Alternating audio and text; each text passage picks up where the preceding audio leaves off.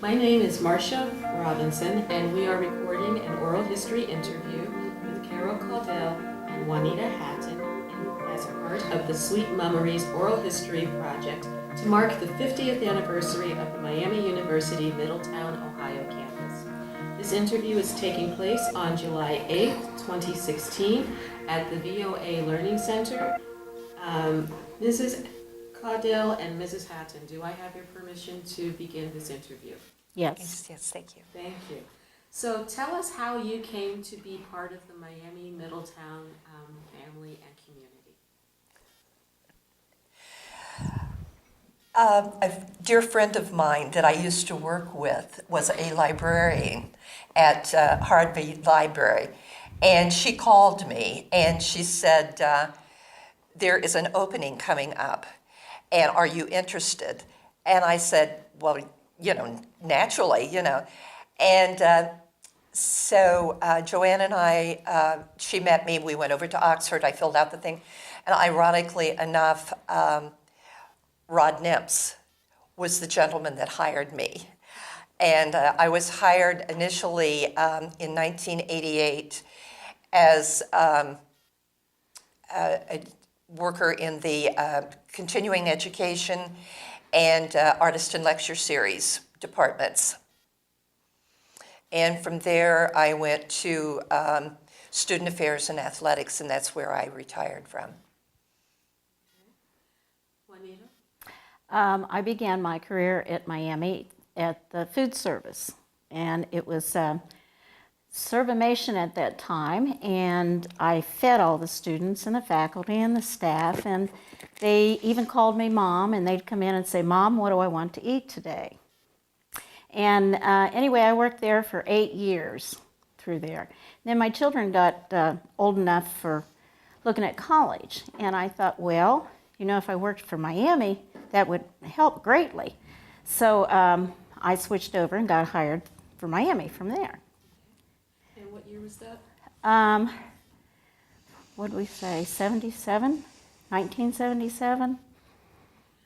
Are both of you natives of Middletown? Yes. Mm-hmm. Yes.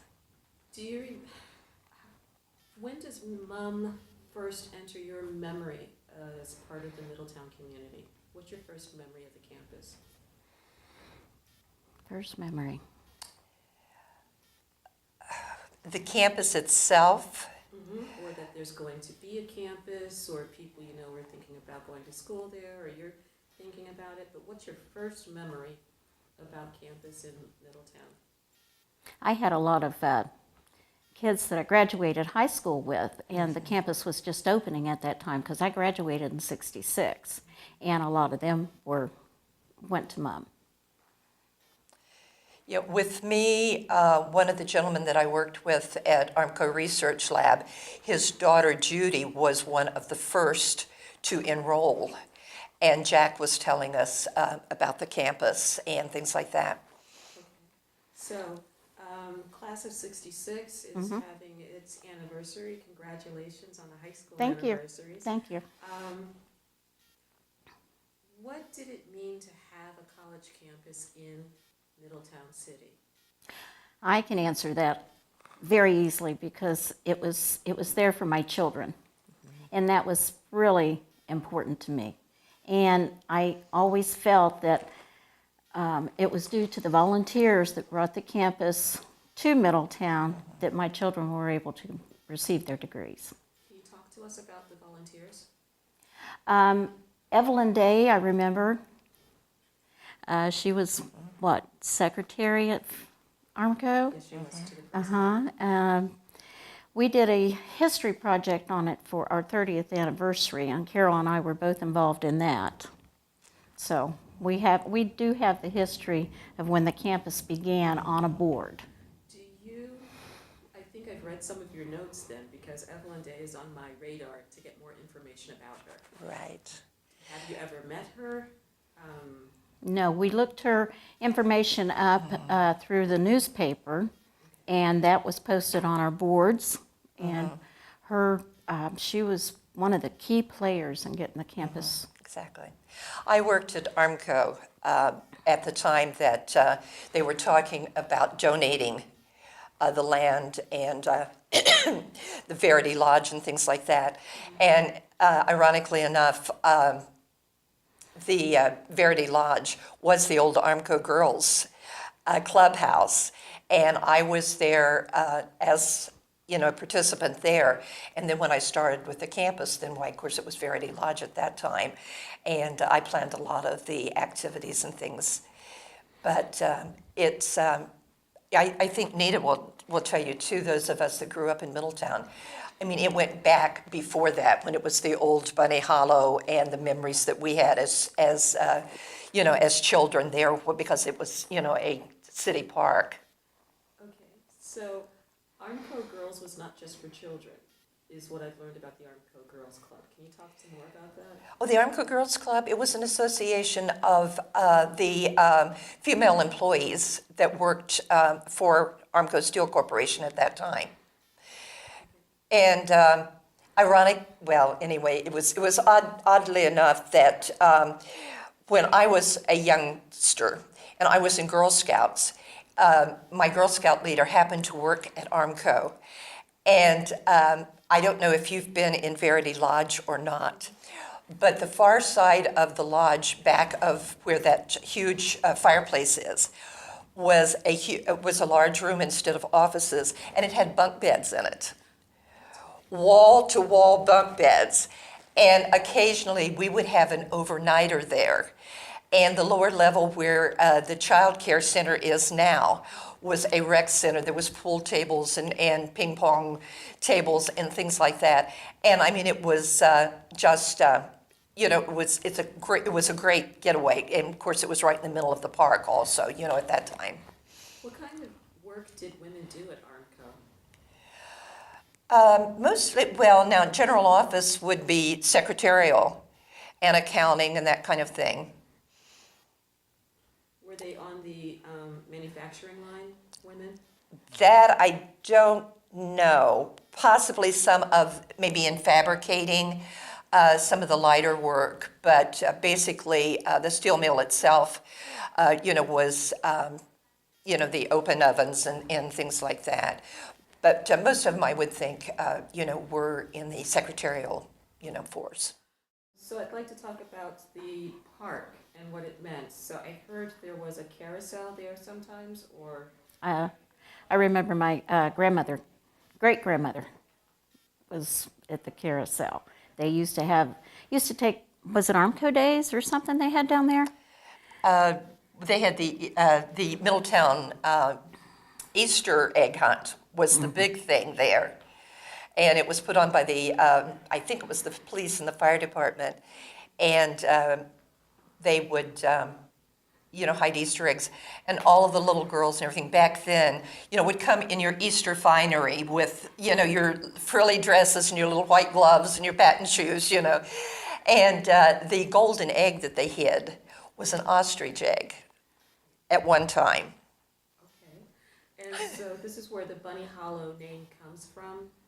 Bunny Hollow was a hollow, and it was full of bunnies, and that's why it was called Bunny Hollow. And it is right down from the gym there. The hollow that goes between those two hills right there. That's what Bunny Hollow was. Okay. So when the volunteers in the community said, we're going to turn this park into something else for our children, was there a sense of loss and a sense of gain, or how did the children feel about losing the park? I think maybe at the same time they were offered a different park. They were offering going to have a different park for them. Okay, so from Armco Park to maybe Smith Park? No, not Smith Park. It was another Armco Park. As far as the children are concerned, I've read articles where it was a community effort. That's one thing about Miami Middletown. It's very community oriented. And I have read articles in the newspaper where children donated, their change, their pennies and things, and that helped build, this campus. So we're getting close to opening day for the campus. Has anyone talked about what it was like to see the campus open? No, I haven't. No, I'm not familiar with that. All right, and then let's move forward to your time working on the campus. Some people say that Miami Middletown is like a family. Definitely. Absolutely. Okay, so can you tell me how it was like a family, or is like a family? Well, we celebrated one another's lives. I mean, and we were there for coworkers when they needed us. Everybody felt like they could open up to one another. You know, they're very little judgment or anything. It was all just, we were all there together. It was all family. And I agree with Wanita. It was one of those things where there was a closeness there, not only between the faculty and staff, but among the students. And it was one of those things where you could ask if you needed something. You could go to someone and ask for it, and they would do it for you, because in turn you would know, or they would know, that you would do it for them. I mean, it was a mutual caring thing, and we tried to include organizations in the community and things like that. But there's a genuine closeness, and there still is. Well, there's two very distinct examples. One of them would be Marty Airy, who was our near-drown victim. He was the son of one of our cafeteria workers, and you know, the mother told us that there was this new process that they could possibly help get Marty some of his facilities back so that he could, you know, live a little better.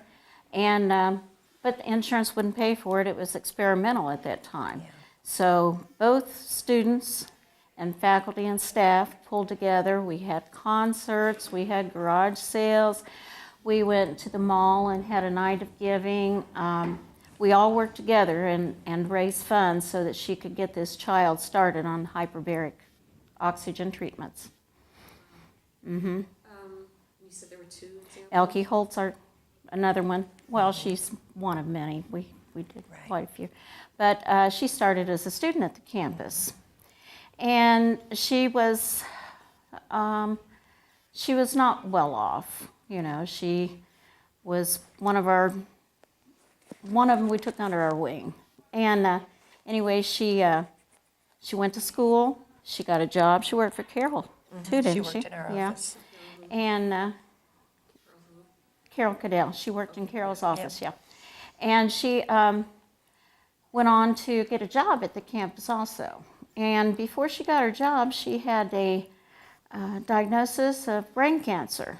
Well, she had no benefits or anything at the time, so anyway, she got a job at the campus, I'll put it that way. But she had benefits and stuff for a while until it got to the point where she couldn't work any longer. And when she couldn't work any longer, we got together and we raised what? $12,000. Something like that. It was quite a bit. Lots of money for her. And I think the biggest, where I felt like we had done really something, was to be able to give her money to take a vacation with her family 6 weeks before she passed. Yeah, that was really fulfilling. Yeah, I Elke mean, was it remarkable. She came in as a non-traditional student with 2 children, and midway between while she was working in our office, she got the diagnosis that she did have cancer, and she went through treatment. I was with her through that, and she recovered, came back. And finished her degree. And then she came back and worked in our admissions office as a counselor. And then, unfortunately, the cancer reoccurred. And but like Nita said, the whole campus gathered together and was supportive. She was one of our own. And It wasn't only the money that we gave her. We had a Christmas tree that was dedicated to her and her children. And on this tree there was tags of the gifts that she wanted for her children that she couldn't afford. So the campus took every one of those gifts off of there. And we told Elke we were going to do this, but she said, please don't do it for me. There was a child of one of the students at campus who had cancer, and she says, would you put that child up instead of me? So that child's tags were put on that tree instead of Elke's. That was Elke's gift. That was her last Christmas with her kids, and she did get to see them get what they wanted. And we had a gentleman from the campus, which was my boss. He dressed up as Santa and went out and took the gifts, and we also had raised some money in between, there. And some people had donated money instead of buying the gift, they would just want to give money and let somebody else get the gift. Well, anyway, we had a tree, and I can't remember how much money it had on it, but one of our co-workers decided, another member of Civic, decided to take the money and roll it up, tie it in ribbon, and decorate a tree with it. And that tree was donated to her too that year. So she had a very nice last Christmas. Elke still is part of the MUM community through a scholarship. Can you talk about the Elke Holt Scholarship? Before we talk about the Elke Holt Scholarship, she would not forgive me if I didn't put her frog in there. Frog is what Elke kept with her all the time. She had, everything she had was frog. And frog stands for fully rely on God. And that is still the name that we use for our relay team, or American Cancer Society Relay for Life team that we've had for 21 years now.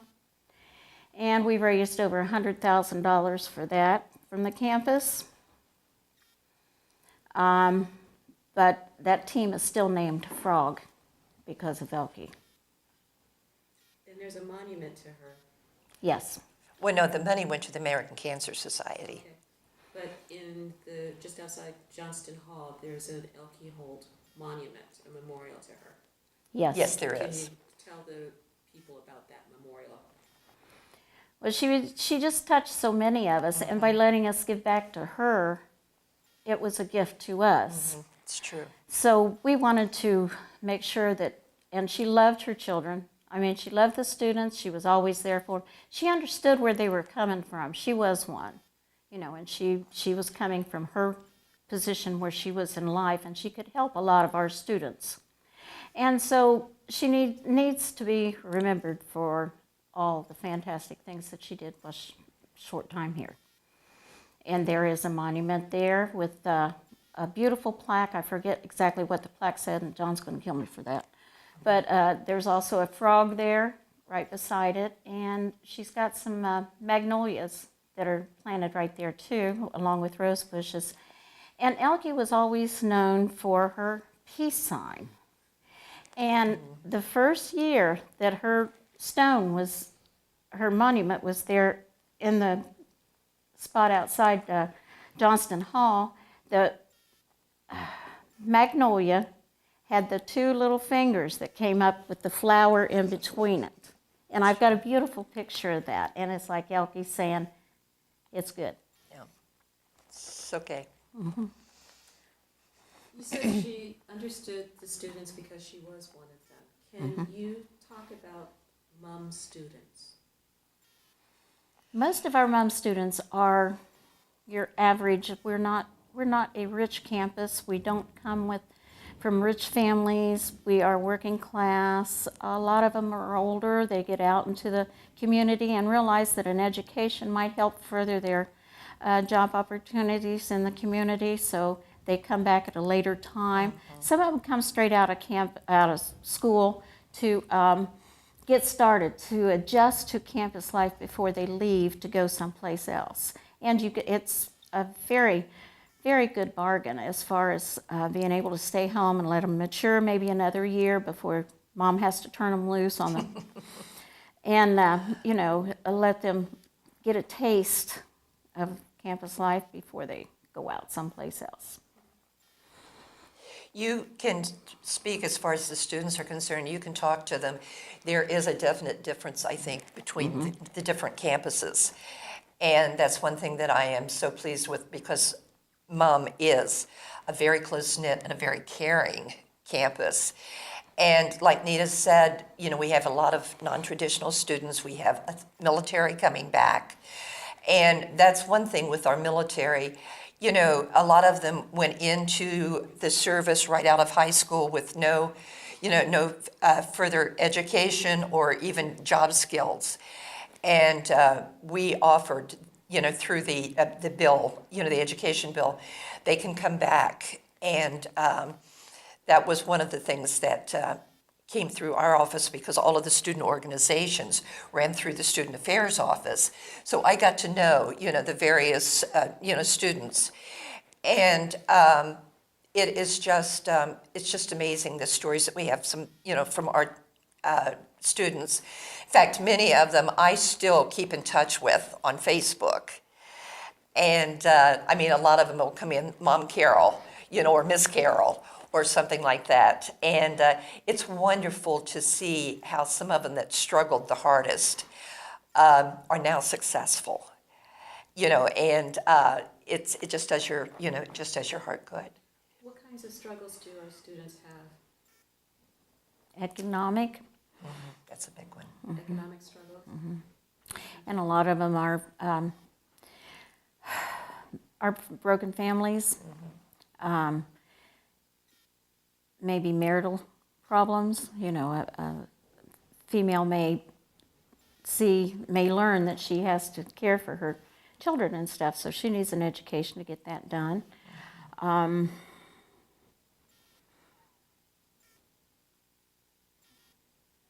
I guess that just about covers it. Yeah, I feel like that our students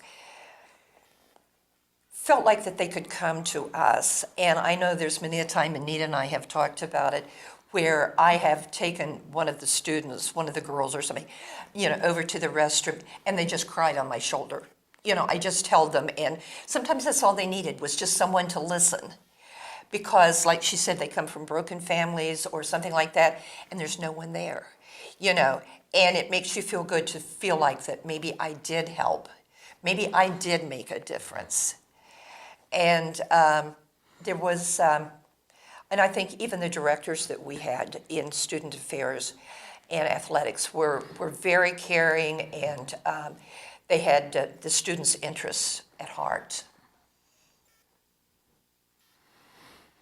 Can you talk about some of the student organizations?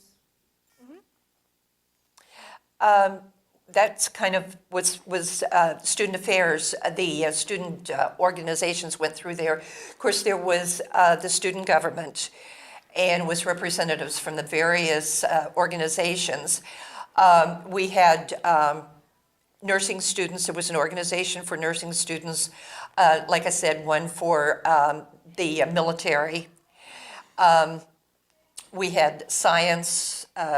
We had the Bunny Hollow Players, which was the theatrics group. I was trying to think. Even an active one was GLBA, and their workings on campus. Diversity. And the diversity, yes, definitely. The diversity was one. And but they all worked, they worked together, and for I think the good of the students, and I think that there was harmony there, Can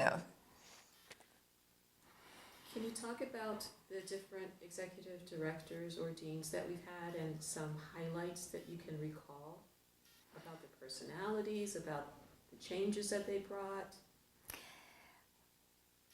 Dr. Bennett was our executive director when I started. And I didn't really get to know him a lot. I know he was a nice gentleman from Feedname downstairs, but and then there was Dr. Michael Gavinotti, and he started our classified advisory committee on campus. Our Middletown Classified Advisory Committee, this one right here come and got me and told me I was being involved in it. No polite words, she just said, "You're doing it." Okay.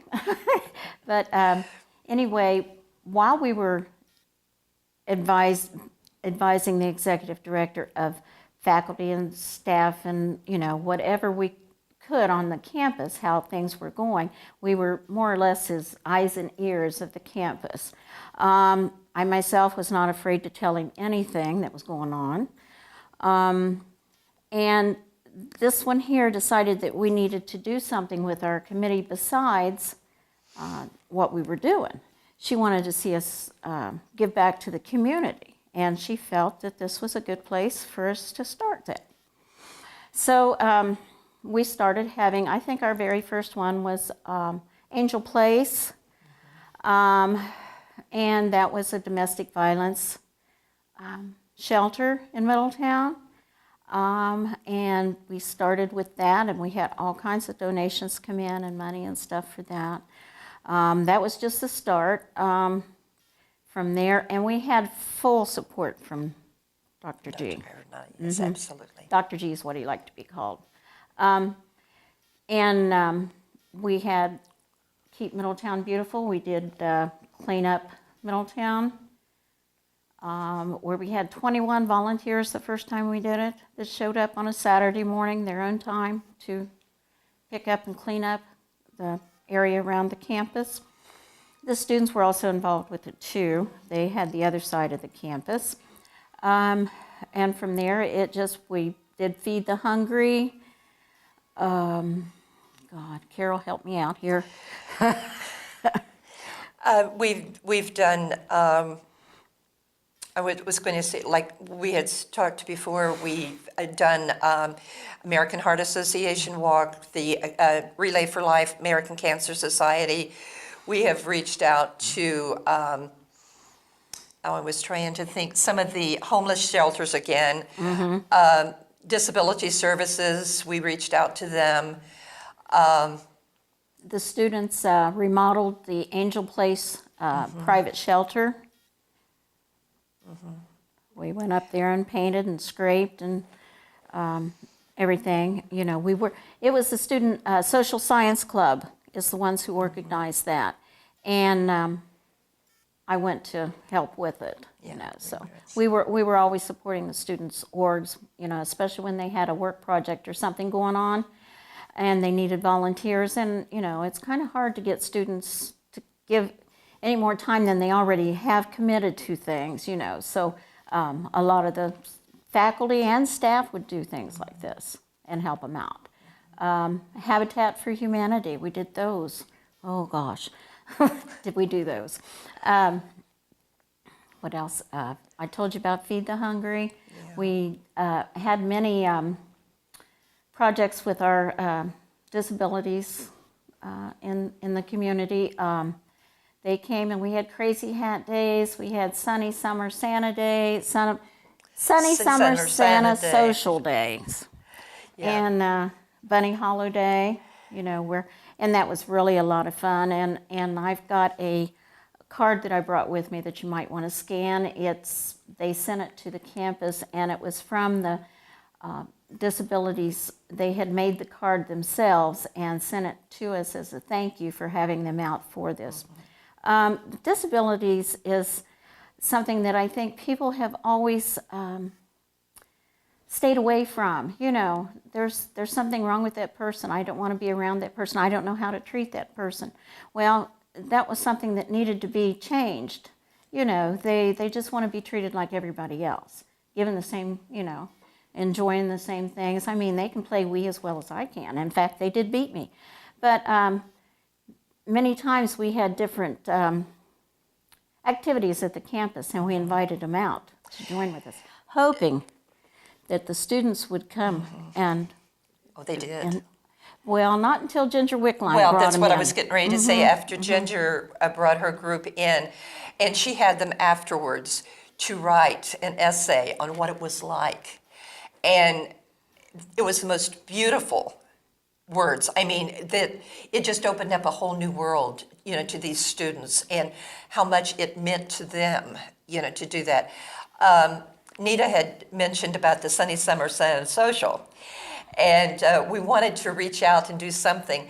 So we had Christmas in July. And we had a Christmas tree, but instead of the traditional ornaments, we had we had sunglasses. We decorated the tree with sunglasses, and instead of a star at the top, why we had a big smiling sun. And Santa was there, and that was our in fact, direct. Santa came in a convertible. Yeah, he came in in shorts, in Yeah. a convertible. He had the traditional outfit on with the hat and the beard and what have you, but he had on Bermuda shorts. And the students just, they just loved it. And it was a good fundraiser, for that group. And some of the things that, that we had done, I mean, we took them back to the 50s, and we introduced them to root beer floats and things like that. And Brown cow, now yeah, come the on, brown cow and the poodle skirts and Nita does a mean stroll and a jitterbug. So, but we took the projects and we took a theme and we went with it. And one of the things that Nita and I had said, she would come up with something and she would call me and she'd say, "Can we do this? Can we do this?" And I looked at her and I said, "If you do it for the right reason." And that became kind of a slogan for us. If your heart's in the right place and you're doing it for the right reason, it'll work out, And if you've ever had an email from Nita, she signs her email from a quote from Mother Teresa, that you can only do small things with great love. And I mean, that just kind of became a slogan for our group as well. And we did a lot of that through MCAC, the Middletown Classified Advisory Council. And those were the classified personnel, not the professors or anything. It was the secretaries and, what have you, that were classified staff. And then from there, why that was kind of dissolved. And from there, then we formed Civic.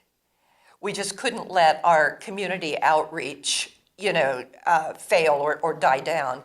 So we formed Civic, and Civic stood for Campus Individuals Volunteering in the Community. And that organization kind of picked up on its own and continued the things that we had done as, with MCAC. And wonderful memories, just wonderful memories. One of the other things we did with the developmental disabilities guests was we had a name change celebration. Oh, yes. From when they went from MRDD, which is Mental Retardation Disabilities Department, to Butler County Developmental Disabilities. And there was a group of the disabled who had worked really hard to get the name changed. And when I found out that the name had been changed, I just couldn't let it go by without having some kind of celebration. We erased the R word, retardation. Yeah. So we had a cowboy theme that time. And that's when Ginger Wickline, Dr. Ginger Wickline, got into the picture. We had kind of pick up these activities, and then it's like, how are we going to do this? Where are we going to get that? We didn't, we just did it. And we didn't have any funds for lunch to feed our guests that we were inviting in, So I was going to send out a request for covered dishes, for the campus to bring in covered dishes to feed them for the celebration. Well, Ginger Wickline seen a flyer that I had, and she says, "I want to get my students involved in this." She says, "What do you need?" And I says, "You do not know what an angel you are. We have no money for food." So she managed to get it tied into her class or something somehow so that she could have her students there. And we had our food. And her students came to that class, and it was really, really the first time we'd had student participation other than very few. But they got in, they would play games with them. We had Wii games, we had piñatas, we danced. What else did we do? Oh, everything, but they thoroughly enjoyed Painted it. pumpkins. And it One was such a time we good painted experience pumpkins. Yeah. for the students. Yeah. You know, it was wonderful. And through working with the Disability Services, we became very close, connected with one of the directors down there, Kathy Howe. And Kathy Howe has been a wonderful friend of the campus. She has worked with us on so many of our projects. And from that, I mean, there were other community people that wanted to work with Civic. So that's when we changed the name from campus individuals volunteering in the community to community individuals. And I mean, it was open to anyone, you know, that would want to help. And Kathy was, you know, a tremendous help. We have interviews where people talked about the campus as a center for culture, but you're talking about the campus as a center for giving. Absolutely. Absolutely. Okay. I'd like to, and you've also talked about a sense of family with staff. Can you talk about family as part of the community, of students, and how that works? What have you seen? I'm not sure I'm understanding your So question. have you seen siblings attending school, parents attended the school, then their children attend the school? Have you Oh, noticed yeah. any- There's, yes, there's definitely. lots of us. Definitely. In fact, if you stop and think about it, when I was working with continuing education, when I first went there, Claire Easton was the director of continuing education, and we had a program called Kids in College. And we would do it 2 weeks in the spring and 2 in the summer. And we would bring individual students. It was 1st through 6th grade. And we would have programs designed specifically, you know, for them. And we did everything from, I'm trying to think. At that time, Middletown was a sister city to one of the cities in Japan. So we had Konnichiwa, Middletown, and Good Morning Middletown. And we had people come in. The students learned about Japan, and we had math science. We had different science classes.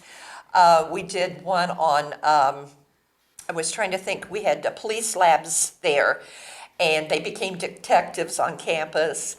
And I mean, it was a wonderful experience. In fact, my grandkids, both of them, were part of the Kids in College when they were growing up, and that's some of their best memories of being on campus. Both my children attended Miami, Middletown, and my granddaughter is now registered to start this fall. And you had my granddaughter in class, and when she found out that you were going to do the interviewing, she said, "Oh, Ma, Grandma, she's, she was one of my faves, and she is now a senior, and she'll do her student teaching in the fall, so, doing very well." So, it's a community college, but it's a family. It truly, it truly is.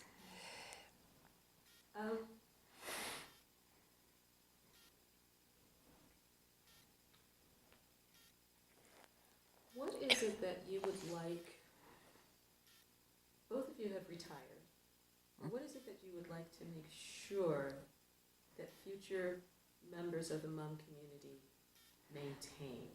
What's important to keep as our values? An important value would be the scholarships. They need to continue to work to endow scholarships for the students. Exactly. Because college is so expensive, and our students need the support of a scholarship. And I would just like to see them retain the integrity of the campus, and the not only through scholarships and reaching out to the less fortunate, but the caliber of education that the students receive. With Miami Middletown, we have smaller classrooms. There's a wonderful interaction between the professors and the students. They feel the freedom to come in and talk with you if there is a problem or discuss something with you. And yeah, we have large lecture halls, but not, like so many of the colleges do. There is a personal atmosphere, and caring atmosphere. And I think that's I important. think our instructors demand a higher level of learning. I mean, I really do. it is not a campus you can come into and fly through. You're going to learn something while you're there. They will. It's not easy. My daughter went to Case Western, and she transferred back here to finish her degree, and she could not believe what they expected her to do. It wasn't like that for her other places. So they have a higher level of expectation just because they are a smaller campus, I believe. You will get a better education. The class sizes are smaller, like I said, the one-on-one with the professors, and I really believe that our professors genuinely care, most of them. I really do. And they see the students out in the halls. I mean, they're just not another student. They call them by name, they talk with them. And a lot of our professors will, get involved in some of the activities and what have you. So it's not just a classroom thing and that's it. I think that there's a personal commitment there with our professors. I think when the volunteers put the campus into place, they had expectations that this campus would give back to the community. And I think that's something that our campus needs to do and continue to do. It's because of the volunteers that put it there that we're able to do what we can do. You've worked on anniversary committees. Oh, yeah. Can you talk about prior anniversary committees? Well, I have the T-shirt that we did for the 30th, and I thought that you would be interested in seeing that. We used the Energizer Bunny, and we used the theme Bunny Hollow 1966, which that it was, and then Miami University. Middletown. Yeah, Middletown, in 1996. Yeah, the 30 years. And as the slogan goes, education is giving and giving, or going and going and going, just like the Energizer Bunny. And I had the fun job that year of being the Energizer Bunny. And I had the sunglasses and the drum and the whole thing, and it was just so much fun. And we carried the theme, through, the anniversary time. So it was fun. She even had a little basket she carried around with suckers in it. And I can remember we went to Dr. G's office one time, and he hadn't given us any money when we left. And she says, well, you forgot to give him a sucker. I says, well, he forgot to give me some money. Did you get the money later? Oh, yeah, I'm sure. Definitely. Oh, yeah. He was yeah. so supportive. Yeah. Yes, definitely. But she just couldn't believe that I wouldn't give him a sucker. But then, I didn't know Nita that well 30 years ago. No, I was kidding. A while back you mentioned student workers. Can you talk about student workers? I didn't have a lot to do as far as working with them. Carol did more of that. We did volunteer stuff together, but Carol's the one who had a lot of student workers that passed. We had student workers that would come in working for the athletic teams, why there was a lot of input with records and things like that. The students did a lot of the input into the computer, and they were invaluable. They really truly were. Before I retired, I spent part of my time downstairs. Excuse me, in student services, and some of our students worked down there also in learning disabilities, and they were just so caring, And they got to know, some of the students with handicaps, that on a one-to-one basis. And I'm sure that they made such a difference, in the lives of those students. And the organizations that the students were part of that worked in our office were very helpful as far as diversity was concerned, and programming. We had an organization called Program Board that went through our office, and they brought the various acts on campus and things like that. The students brought those acts? Pardon? The students worked on the program board? Oh yes, most definitely. They worked with our director of activities, and in fact, we had one of our students, Shayna Reed, that appeared with her family several times, and they had a magic act, and they have even appeared in Vegas. And in fact, I keep touch with Shayna from time to time on that. So it was just really fun to see, the students, work together, with programming and for entertainment for the other students as well. A lot of the students would go to Carol, and several times. I remember one especially, and she was in our nursing program, and she wanted a hospice tree on campus. Mm-hmm. And it was through her association with Carol that we found out that she wanted to do this.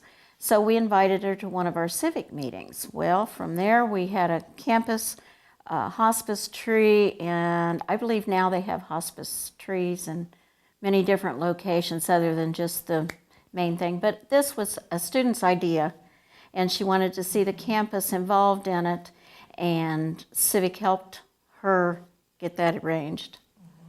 So it was through hospice that we did this, and we purchased then, I don't know if you've seen them, but the hearts, the ceramic hearts, and we decorated the trees every year with the ceramic hearts in memory of a loved one, that lost their battle to cancer or another disease, or those that were struggling, with the disease. And we had one student. Mm-hmm. He felt really strongly about this, and he'd received some scholarships from the campus. He was also our tennis coach, I believe now, maybe. But anyway, he purchased 21 hospice ornaments to go on that tree and dedicated them to the people who had made the scholarships possible for him. There's so many heartwarming stories Mm-hmm. that we could tell you. It's unbelievable how the students in that campus has touched our lives. Yeah. And I know personally, a couple of years ago, my husband passed away, and people would go to Carol, how are you? And I'd say, well, I'm doing okay. I have a strong family, my own personal family. I said, I have my church family, but I said, I have my Miami family. And you would not believe the way that these individuals, were so supportive and so loving. And it's just wonderful. It really is. I can't say enough positive and wonderful things about the campus. I really do. And I just hope that it will continue to be that way. Yeah, I remember another story too about, it was the groundbreaking for the new addition on campus, and it was just about Katrina time. Katrina had just hit. And someone brought a student to me, and she wanted to do something for Katrina. She was upset because there wasn't anything on campus at that time. So we got together, we got some boxes out, we got the permission, from our executive director. We got the boxes out and started collections. And at the same time, they were having the opening and groundbreaking for our new area that we added to Johnston Hall. And our director of development at that time, her placemat or her table decorations that she had on her tables for decorating, she had hammers, and she had toy trucks, dump trucks, nails, screwdrivers, all kinds of building tools, you know, to go in with the theme of building a community center. Well, when she found out that we were doing this for Katrina, or she may have already known it and decided that's what she was going to do for table decorations, but those table decorations, which were actual tools, went to Katrina Habitat to rebuild down there. From the hurricane. Mm-hmm. So, you know, she found a way to use what she was going to use for the groundbreaking for the campus to give back. She sent it all the way. And what about the story about the girl over in Russia? You read my mind. I was just getting ready to mention that we not only, the campus has not only reached out to the community, but halfway around the world. I had a student that worked for me, was from Kyrgyzstan, and she was over here. And she worked in our office, wonderful young lady. And she had a friend in Kyrgyzstan. Now, Kyrgyzstan was at one point in time part of Russia and broke off and became an independent country. And Anelia told us about this friend of hers. You probably, okay, you probably know then. And she needed surgery. And we did coffee breaks, you know, and fundraisers, and sent money to Kyrgyzstan to reach out. I didn't think we could do enough to help, you know, when you consider surgery and stuff like this.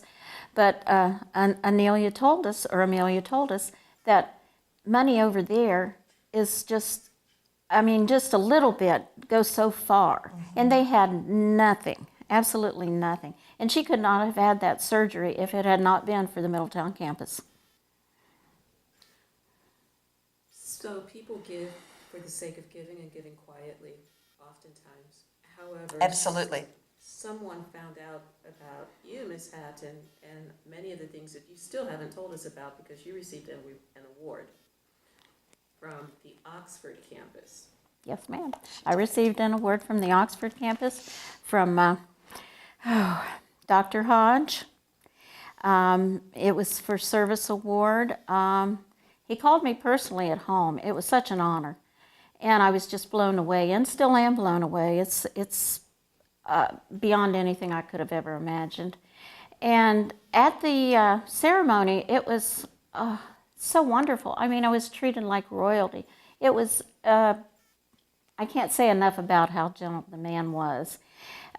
He made me his first priority. I was the first one on the list. He made me stand up there while he introduced everybody else. I mean, you know, just a gentle hand around the shoulders and stuff, like he really, really appreciated what I did, and I was just blown away with it. You are talking to one of the most giving and loving people that you would ever meet. And very few people know that she has been struggling the last few years with a husband. She's a caretaker for a husband that is ill. And she's just remarkable. And I feel so blessed and so privileged to call her a friend. She hasn't left campus yet. She's retired, but she hasn't really left. No, that's true. You can't get rid of us. Is there anything else that you ladies would like to share for our campus history project? Well, sure, there's all kinds of things we could share for you, but I think we've probably done enough for today. Yeah, If at another time that, you know, you want some more, I'm sure we can come up with some more stories. We've got 20-some years of them. Yeah. Come August, we are going to be doing, at Verity Lodge, we are going to be doing one of the talk sessions. And yeah, so I'm looking forward to that and having some of the students come in and share, you know, some of the things that, you know, they remember, you know, from the campus. Okay, we'll see you there. Yes, definitely.